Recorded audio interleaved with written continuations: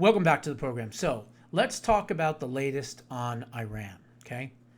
I'm not even going to try to give predictions or even guesstimations as to what's going to happen because, as I've already pointed out, this president can change his mind quicker than most people can change their clothes. Okay.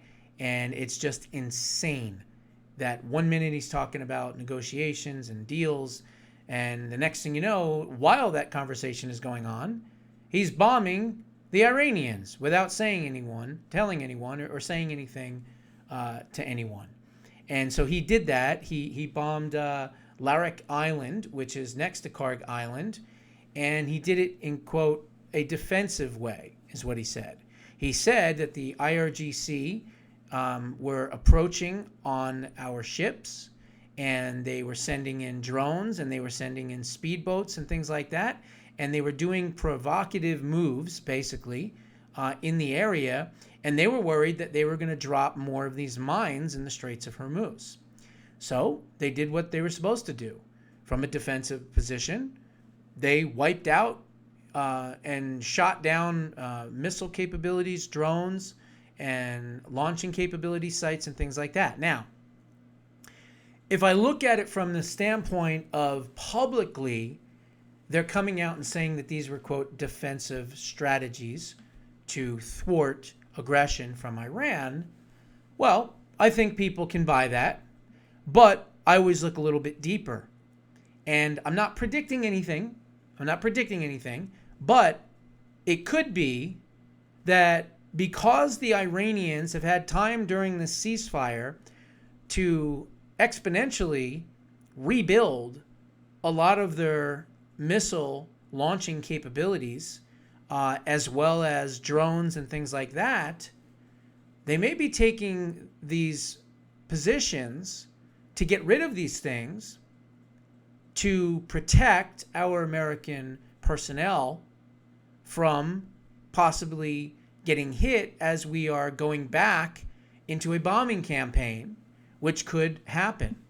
Could be even possibly, which I hope it is, boots on the ground. And they don't want these things to be there where they could hurt soldiers, kill soldiers, and they're trying to mitigate as much damage and loss of life as humanly possible. And that's a smart thing to do.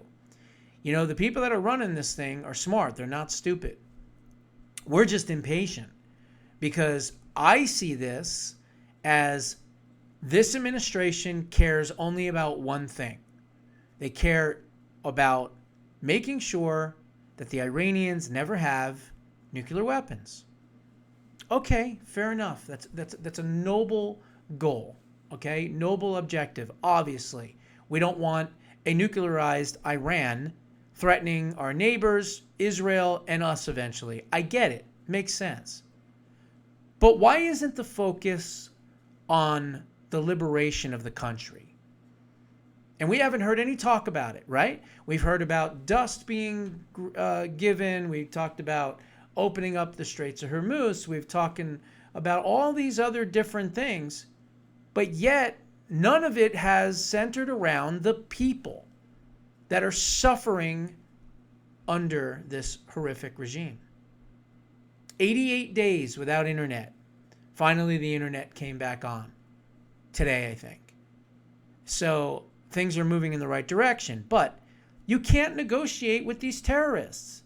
And I don't understand what Marco Rubio and, Witkoff and Kushner and the president and the vice president and Tulsi and, all the rest of them, I don't get why they are trying to work out a deal at all. What is the benefit? Okay, if you're doing like a Ben Franklin close where you write down all the, the positives and then you write all the negatives, right?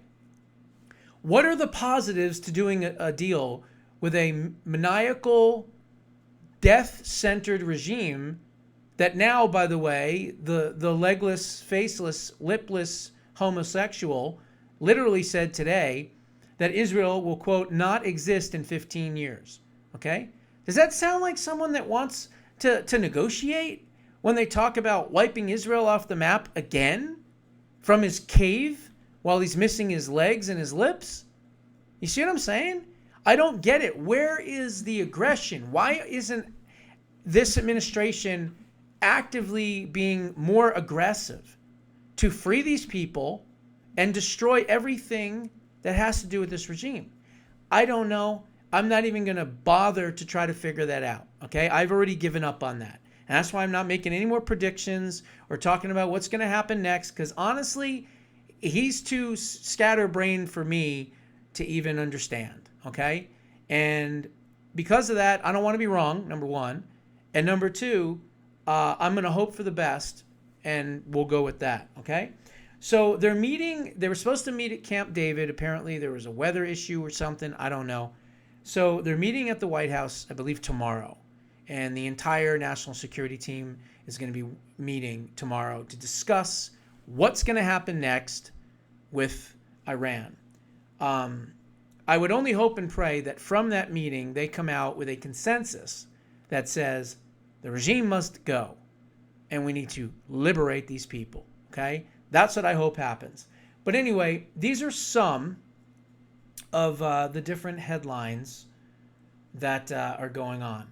Now, one thing I thought was very interesting, and again, it's almost like the Save America Act, where we're concentrating on election integrity, we're concentrating on, voter ID in every single state, we're talking about proof of residency, proof of citizenship, right? Like, that's what the basis of the Save America Act should be.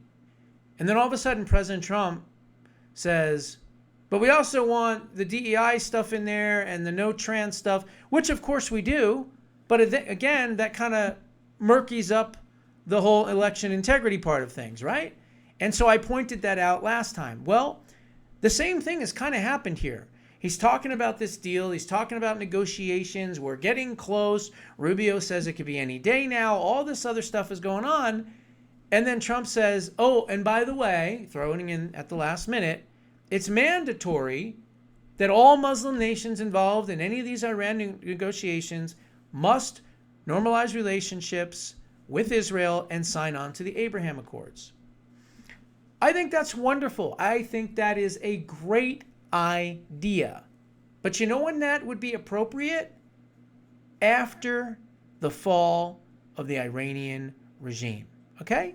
Now, if you want to get all those countries separately to do it, I'm all for it. Okay? But at this point right now, they want not 1.7 billion like Obama handed them. No, they want 12 billion to 24 billion dollars before they would open up the Straits of Hormuz, before they would negotiate, and they've already said that they're not going to give up their uranium enrichment. So if this is their public statements, and this is international media, so it's everywhere, what are we negotiating? Why not just blow them off the face of the earth? Which is exactly what they want to do to Israel and us, and they've been telling us for 47 years. I don't get it. I won't understand it, and hopefully until it's all over. But anyway, so that's what Trump said, and here's some of the headlines.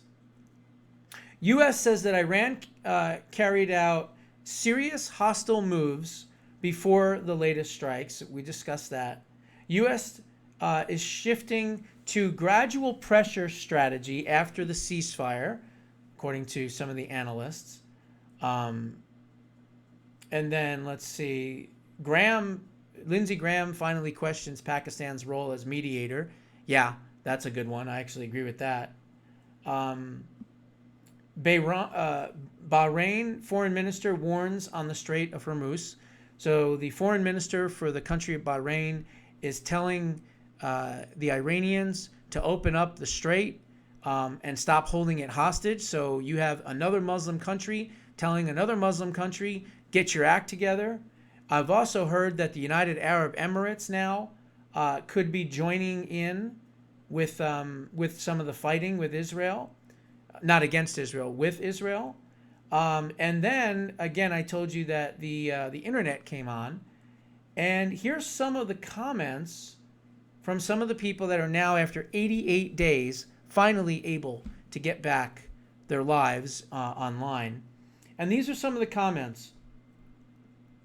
I am not happy that the internet has been restored because 40,000 of our fellow countrymen will never be able to be online again because they were killed by this regime, one viewer wrote.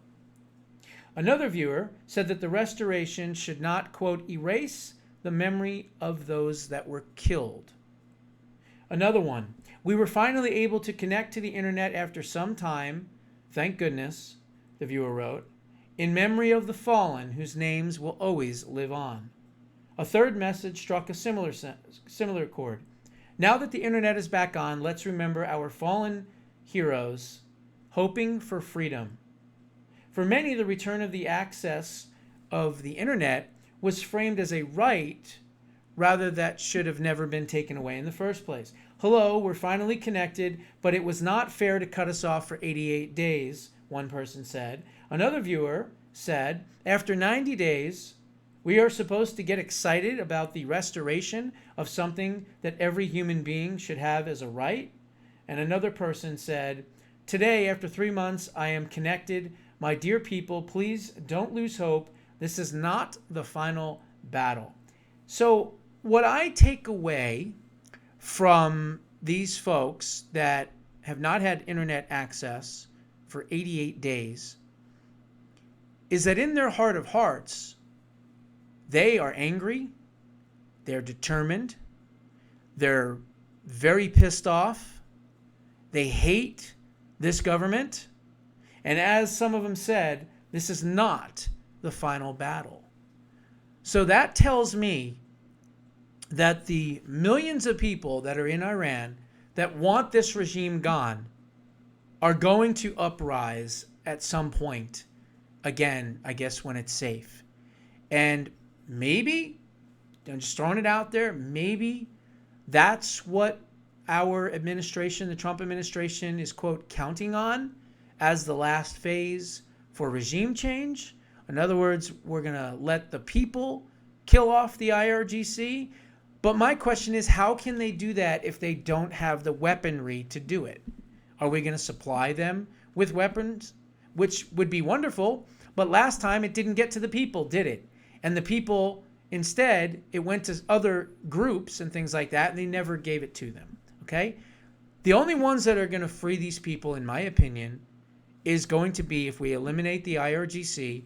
They're out, they're gone, there's nobody left, then we arm the people, and then, yes, then no problem, let them take out their own leadership and revolution and change their country themselves. But they can't do that now. That's why they're not out. That's why during the ceasefire they stayed in their homes and they made the best they could do with their lives for the time being, okay? So I come back to what I said in the beginning. I don't understand why their plight, their future, is not center in these negotiations. Why wouldn't President Trump said, so here's what we want from you. You can't enrich uranium ever again. You have to give up your nuclear program. You have to open up the Straits of Hormuz. And, of course, if you kill any of your fellow citizens and we find out about it, we're going to blow you to smithereens. And we want you all to surrender because you can't be in charge anymore.